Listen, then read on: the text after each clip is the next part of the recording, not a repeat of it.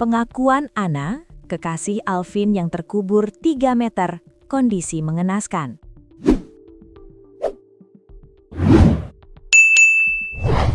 Ana, kekasih Alvin Maksalmina Windian, mengungkapkan kondisi pacarnya saat ditemukan tewas terkubur di kawasan Cikeas, Bogor, Jawa Barat, Rabu, 25 Maret 2026 malam.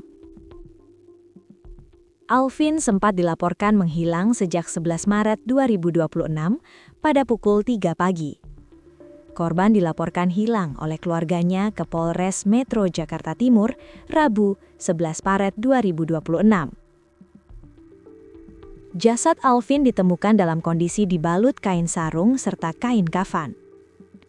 Ana mengaku pihaknya membuat laporan orang hilang ke Polda Metro Jaya hingga mendapat informasi jasad Alvin ditemukan di Cikeas, Rabu, 25 Februari 2026.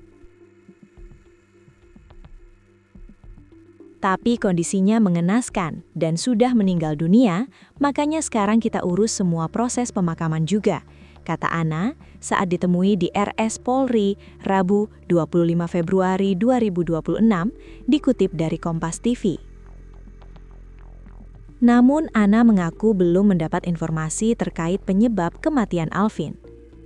Pihak kepolisian maupun RS Polri tempat jasad Alvin dibawa belum memberikan pernyataan. Dari penjelasan pihak kepolisian, jasad Alvin ditemukan tewas terkubur sedalam 3 meter di kawasan Cikeas.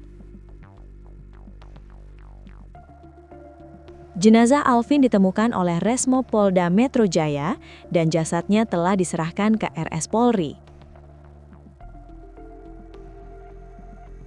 Polisi menyampaikan pelaku sudah ditangkap.